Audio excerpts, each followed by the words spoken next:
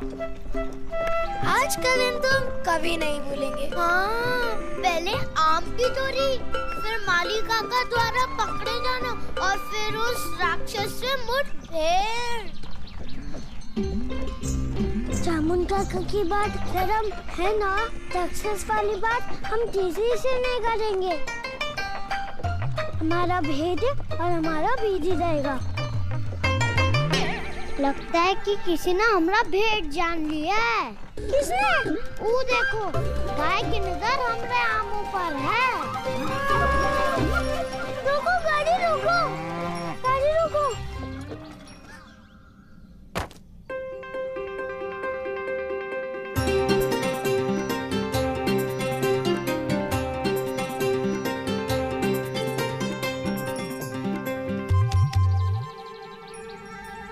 मारुति, ये तुम क्या कर रहे हो? फालतू मन मानो जवान मकान, हम सबकी गौ माता है ये। इनका दूध पीकर हमें बल और बुद्धि मिलती है और दूध से घी और मिष्टान भी तो बनते हैं जिसे तुम बड़े चाव से खाते हो। और ये क्या खाती है? केवल घास फूस। यदि आज गौ माता का आम खाने का मन हुआ, हमें उनकी इच्छा पूरी करनी चाहिए कि नहीं? बात तो उचित है तुम्हारे मित्र। हम तो कहेंगे हम सौभाग्यशाली हैं जो हमें इनकी सेवा करने का अवसर मिला है।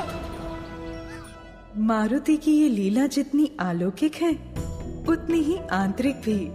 जब हम किसी से कुछ अच्छा करने को कहते हैं तो वो उपदेश होता है। यदि उसी कार्य को हम स्वयं करके बताएंगे तो वो उदाहरण बन जाता है, और उदाहरण का प्रभाव देवी उपदेश से कई अधिक होता है। आशा है कि मारुति की इस निश्चल प्रेम भावना से इस संसार को एक अच्छी सीख मिलेगी प्रभु। अवश्य देवी। अंजनी पुत्र को तो ये भी नहीं पता कि जिस गऊ को वो इतने प्रेम से फल खिला रहे हैं, समस्त सृष्टि को संपन्नता देने वाली वो स्वयं कामधेनु माता है। अच्छा,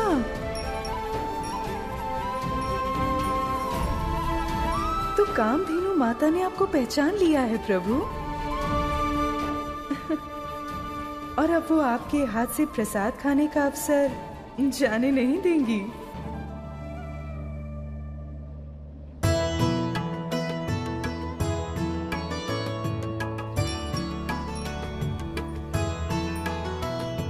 कामधेनु शिव गण हर्षाए, शिव के अंश से सेवा कराए।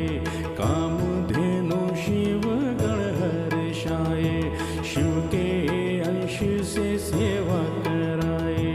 है ये प्रभु की लीला न्यारी, है अचंभित नगरी सारी। कामधेनु शिव गण हर्षाए, शिव के अंश से सेवा कराए। राम श्री राम जय जय राम, राम श्री राम जय जय राम।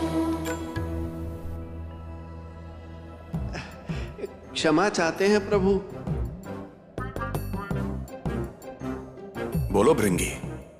हमें नहीं, नंदी को आपसे कुछ निवेदन करना था। प्रभु, बात यह है कि प्रभु हम ये सोच रहे थे कि। हाँ हाँ बोलो नंदी, डरो मत, जो कहना है कह दो।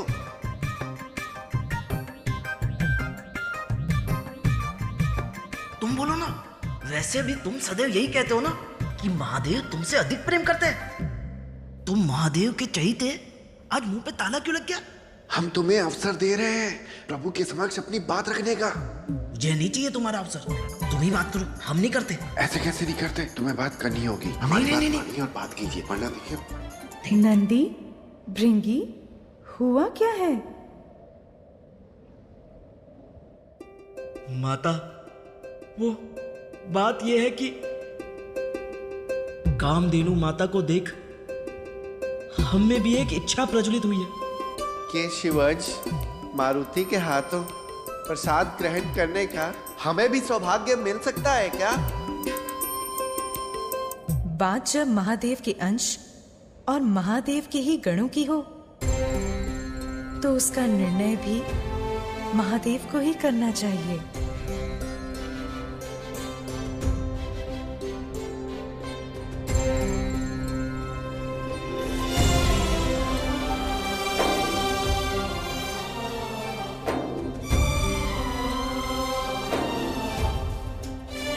सत्य में धन्यवाद प्रभु। हर हर महादेव, हर हर महादेव, हर हर महादेव, हर हर महादेव। हमें जो चाहिए हम उसकी खोज में इतने मग्न हो जाते हैं कि हमें जो मिल रहा होता है उसकी ओर ध्यान ही नहीं जाता। अब मैं समझी आपकी लीला प्रभु। निकले तो मारुति आम की खोज में थे, परंतु मिल कुछ और ही गया। वो उस उपवन में गए तभी तो राक्षस से उनका सामना हुआ और फल स्वरूप उनके भीतर छुपी दिव्य शक्तियों का उन्हें पता चला। और इस क्षण के साक्षी रहे जामवंत। जामवंत को जब यह विश्वास हो गया कि मारुति कोई साधारण बालक नहीं, तब वो ये भी समझ गए कि ये किसी दिव्य लीला का अंग है। उन्होंने इस विषय में गहराई से जाके सोचा और आज भी उनकी इंद्रियां इतनी सचेत हैं कि वो माता कामधेनु को पहचान गए। अर्थात ये अध्याय इसीलिए रचा गया ताकि जामवंत जी माता कामधेनु तक पहुंच सके। अब प्रश्न ये उठता है कि क्यों? ताकि भक्ति के पथ पर राम की दिशा में मारुति की दिव्य यात्रा प्रारंभ हो सके।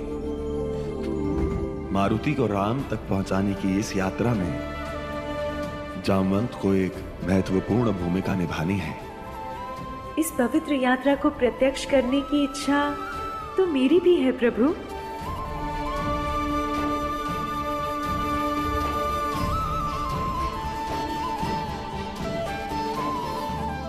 कामधेनु माता, जामवंत का प्रणाम स्वीकार करें माता। हे माता, सागर के मंथन के समय हमने आपकी उपस्थिति को देखा था। उस अलौकिक क्षण को देखे हुए 2 युग बीत चुके हैं, किंतु हमने आपको पहचान लिया। माता, माता हमें दर्शन दीजिए। चिरंजीवी भवो पुत्र। माता, इस बात का हमें आभास है कि कुछ तो विशेष घटित हो रहा है। मारुति के जन्मदिन के उपलक्ष्य में उसके उत्सव में आपका सम्मिलित होना और अन्य जीव जंतुओं का वहां आना, और वो कोई साधारण पशु नहीं थे। माते, हमारा कौतूहल बढ़ता जा रहा है, कृपया इसका निवारण करें। पुत्र जामवंत, उचित समझा आपने। वास्तव में वो सारे पशु शिवगण ही थे। तो क्या वहां नंदी भी थे? इन सारी बातों का एक ही अर्थ निकलता है माता। ये सारी घटनाएं अवश्य कोई महालीला का अंग बनने जा रही हैं। सत्य कहा आपने, और आपको इस लीला में महत्वपूर्ण भूमिका निभानी है। हमें? आज जो कुछ भी हुआ है, आपका मारुति की दिव्य शक्तियों को प्रत्यक्ष करना, केसरी महल में हमें पहचान लेना और हमारे पीछे पीछे यहाँ तक चले आना, ये सब मात्र संयोग तो नहीं हो सकता। इन सब के पीछे विधाता की इच्छा है।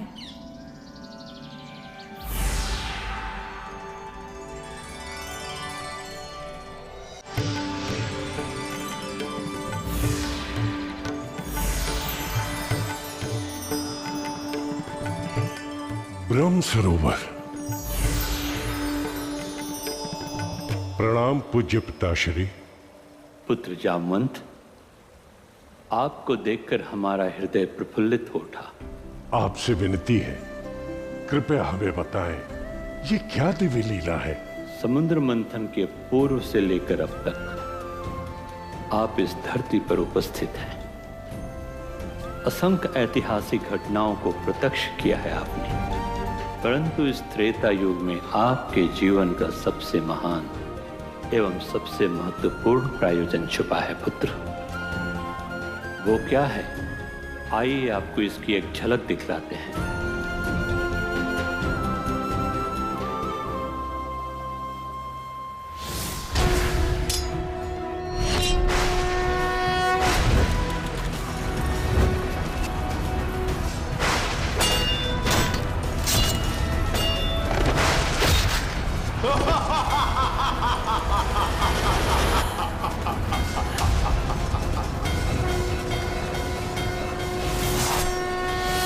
ये क्या वो दिव्य पुरुष? हाँ पुत्र, श्री हरि के अगले अवतार का समय आ चुका है। परंतु पिताश्री, इन सब का मारुति से क्या वास्ता? पुत्र, आपको इसका उत्तर पाने के लिए पुनः अपने नेत्र बंद करने होंगे। काका, हम इस अवतारों की कथा में पूरी तरह से रंग चुके हैं। हमारा मन श्री विष्णु के प्रति आसक्त हो चुका है। ये तो अत्यंत सुखद समाचार है मारुति। अब आपको केवल इतना करना है, बस अपने आराध्य को शुद्ध मन से और सच्ची भक्ति से पुकारना है। क्या होगा हमारे पुकारने से? क्या हमारे आराध्य आएंगे? अवश्य आएंगे। कौन है हमारे आराध्य? भूतकाल के ज्ञाता हैं जाम्बन, भविष्य के नहीं। अर्थात हमें अपनी आराध्य की खोज स्वयं करनी होगी। हमें केवल इतना पता है मारुति कि वो एक विशेष अनुभूति होती है, और जिस क्षण आप अपने आराध्य को पालेंगे वो क्षण एक मायावी हो जाएगा। आपका रोम रोम पुलकित हो उठेगा। आपकी आत्मा एक अद्भुत शांति से भर जाएगी और आपके हृदय में वीणा के सुर बजने लगेंगे।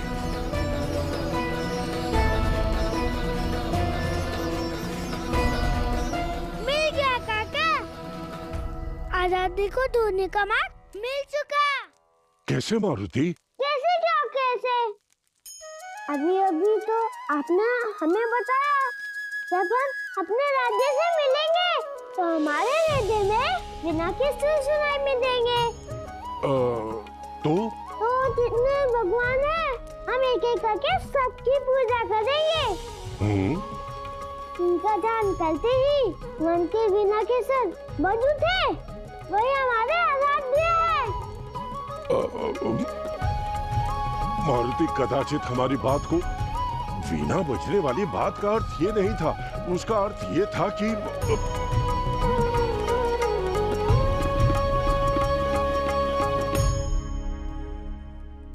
काका, केवल हमें पूरी भक्ति से सबकी पूजा करनी है। बाकी का काम हमारा मन ही कर देगा। आपको कोटि कोटि धन्यवाद काका। अब तो हम अपने आराध्य से मिलकर रहेंगे। मारुति, मारुति,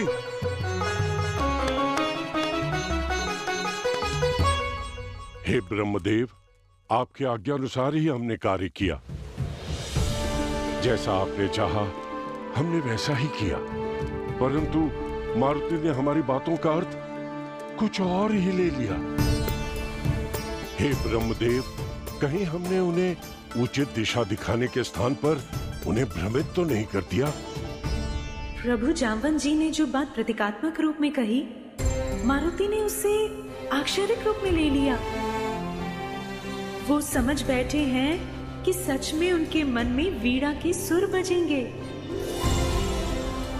यदि वो उस दिशा में चले गए तो कैसे उन्हें उनका लक्ष्य प्राप्त होगा? कैसे पहुंचेगा भक्त अपने भगवान तक? देवी, मारुति की भक्ति को आप दूसरे भक्तों की कसौटी पे ना तोलें। जिस प्रकार वो हर समस्या का एक अनोखा हल निकालते हैं, इस परिस्थिति में भी वो कुछ ऐसा ही करने वाले हैं। उनकी भक्ति सबसे भिन्न होगी और अपनी भक्ति को साकार करने के लिए उनका उपाय भी अनूठा होगा।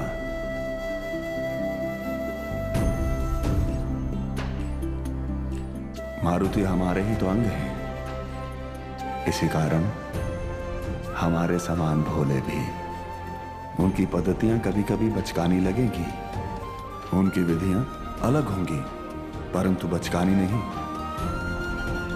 सरल होंगी, क्योंकि सच्ची भक्ति सरलता से ही आती है। सच्ची भक्ति सरलता से ही आती है। जितना सरल ये वाक्य है, उतना ही गहरा इसका अर्थ। ऐसी ही भक्ति के प्रतीक होंगे मारुति। एक विशेष जड़ी बूटी ना मिलने पर पूरा पहाड़ अपने कंधों पर उठाकर चल पड़ेंगे। बहुमूल्य मोतियों का कोई मोल ना होगा इनके लिए, परंतु मोतियों की माला में अपने आराध्य की खोज करेंगे वो। तो देवी, इसी प्रकार अपनी भक्ति का मार्ग भी वो स्वयं ही बनाएंगे। यदि उन्होंने सोच लिया कि आराध्य मिलेंगे, तो मन में वीणा के सातों सुर बजेंगे, तो कदाचित वो भी होगा। यदि ऐसी बात है प्रभु, तो मारुति की ये यात्रा मेरे लिए और भी मन भावन हो गई है।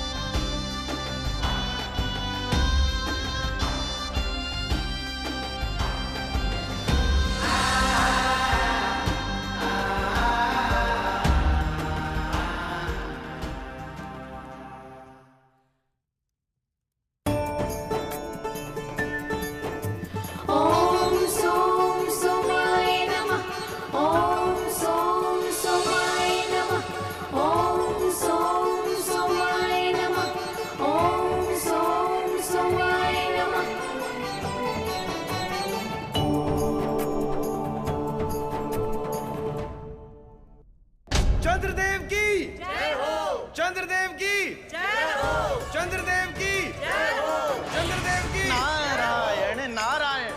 प्रणाम चंद्रदेव। प्रणाम देव ऋषि। चंद्रलोक में आपका स्वागत है। उचित समय पर पधारे हैं आप।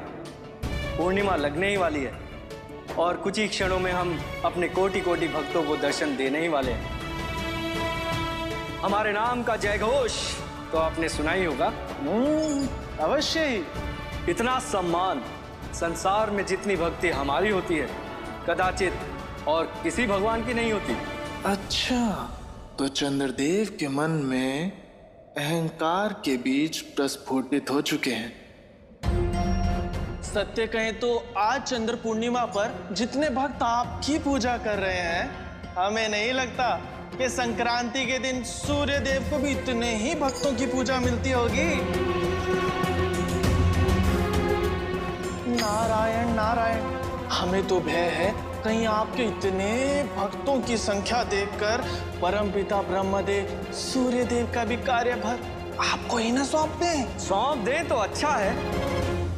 संसार के कल्याण के लिए हम संभाल लेंगे उनका भी कार्यभार।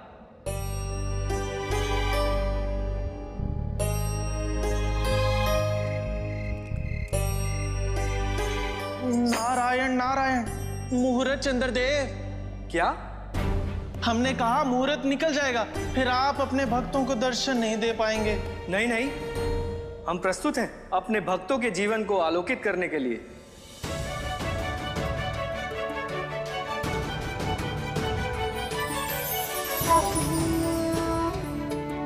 भक्तजनों, चंद्रदेव का आप सभी को आशीर्वाद।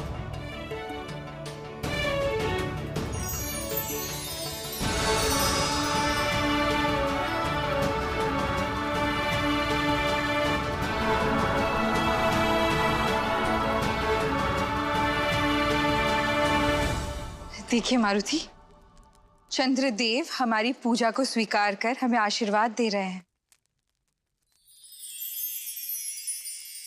यदि आप चाहे तो आप भी चंद्रदेव की आराधना कर सकते हैं।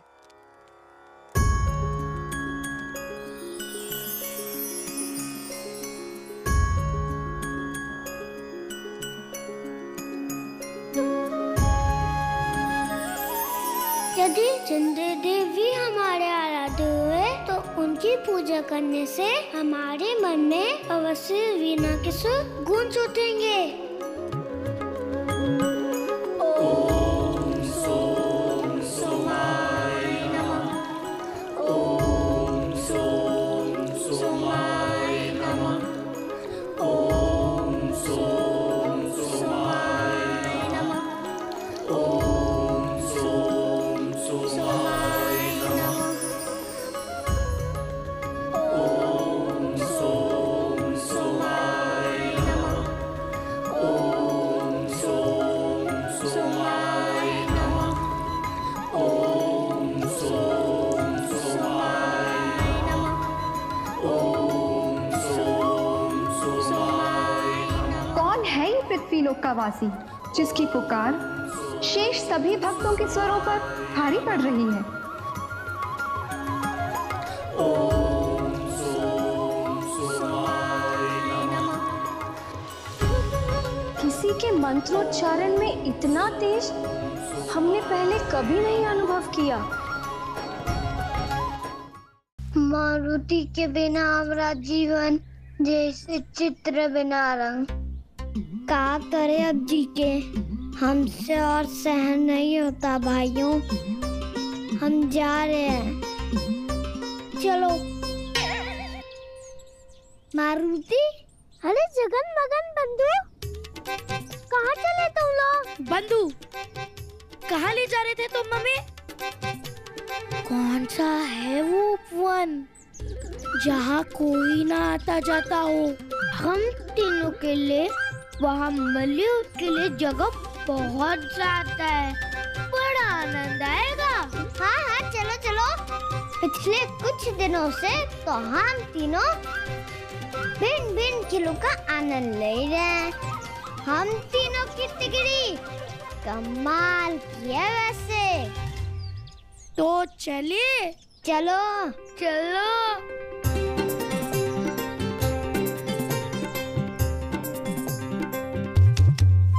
लगता है ऐसे नहीं मानेंगे, उंगली टेढ़ी करनी पड़ेगी। जगन मगन बंधु, अब जब हमारा कोई मित्र रही नहीं गया तो यहाँ रुककर क्या करें? सोचते हैं कुछ दिनों के लिए हम नानी माँ के घर चले जाएं। कदाचित वही हमारे नए मित्र बन जाएंगे। मारुति, रुक जाओ मारुति।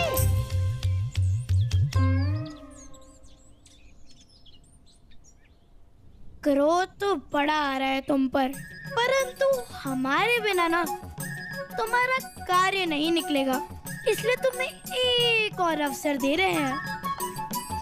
हम क्रोधित नहीं है तुमसे, तुम भी हमें छोड़कर मत जाना। तुम लोगों को छोड़कर हम कहीं नहीं जा सकते बंधु।